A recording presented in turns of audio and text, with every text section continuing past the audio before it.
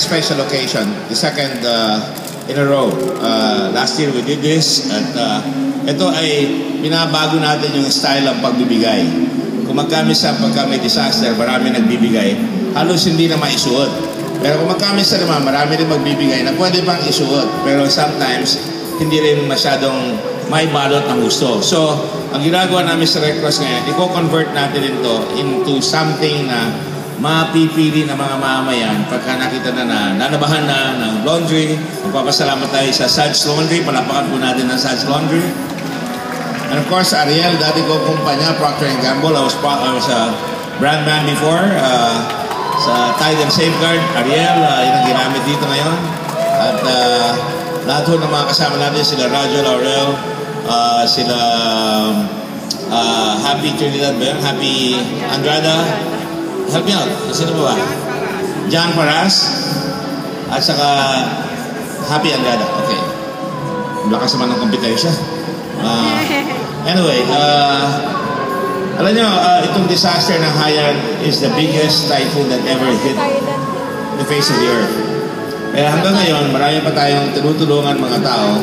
Kaya yung mga taong bibili rito, makakatulong pa yan sapagkat lugar na hindi maayos yung pagdala ng damit. Ngayon, mabibili yung damit. Makakadagdag tayo sa pagtulong, sa paggawa ng mga bahay, o sa pagbigay ng livelihood, o paggawa ng mga health center, o kaya mga eskwela.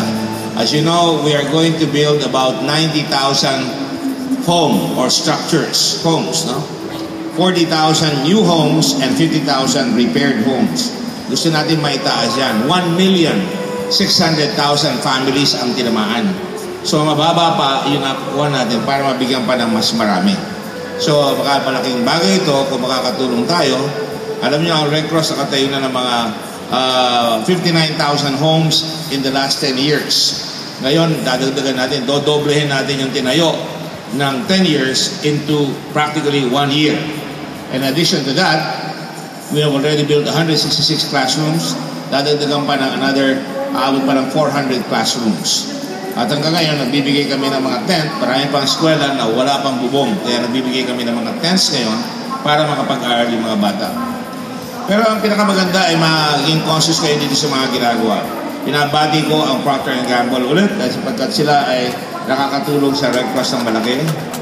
At binabati ko lahat yung mga kutuloy, nakita ninyo, wala namang masama yung mga bumili ng mga ganyang damit na talagang pakikinabangan. In fact, ako may program ako, yung tinatawag nating food donation. Pagka kayo nagpunta sa malalaking hotel, meron silang mga pagkain na hindi na nakain sa buffet. Yung hindi makapasisira, kukunin niya ng Red Cross at bibigyan natin sa mga nangangailangan. So, ganito dito. Yung mga damit dito, mas maganda pa ang mangyayari. Dadagdagan pa ng value added yung damit. At natutuwa ako si Mukhtar. Mukhtar, can you come down? Mukhtar? Mukhtar from India. Mukhtar, sorry. See? Yung damit na galing dito yan. Di ba? Maganda? Ayan. Kita nyo? And also, si Gwen, I think ang shoot rin galing din dito. Ayan. Maghahanap ako mamaya ng shirt, baka makabili ako. Anyway, to make a long story short, we hope that you continue to support your Red Cross. I hope you all volunteer for the Red Cross. At napakahalaga na pagka kayo nag-volunteer, mas madali tayong makakatulong sa mga vulnerable na tao. Alam nyo, nakakatakot ang mundo ngayon. We're sending maliit na bagay lang, pero at least we're trying $25,000 sa Gaza. Kaya kulang na sila sa mga gamot, kulang na sila doon, tutulong tayo doon. And also, I want you all to know na talagang nagbabantay tayo ngayon sa Ebola.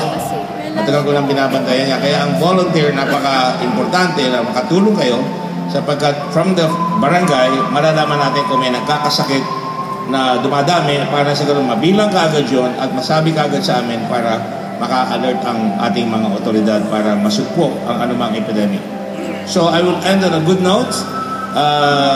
Sabi nga nila, if you want to change your mask, if you want to change your face, change your mask. If you want to change your look, change your clothes.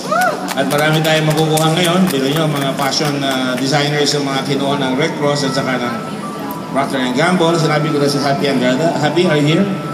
Where's Happy? Happy? Oh, ha? Sige, okay. Sige. Palakpan naman natin si Happy. Binanggit ko na para makita. Ganda pala nito si Happy, ah. Yan. So, I guess that's all I have to say this morning. Have a good day. Have a good time. And I thank, did anybody I missed? I already did. Siyempre, hindi ko makakalimutan yan. Barang araw mapalitan ko ng Procter & Gordon yan.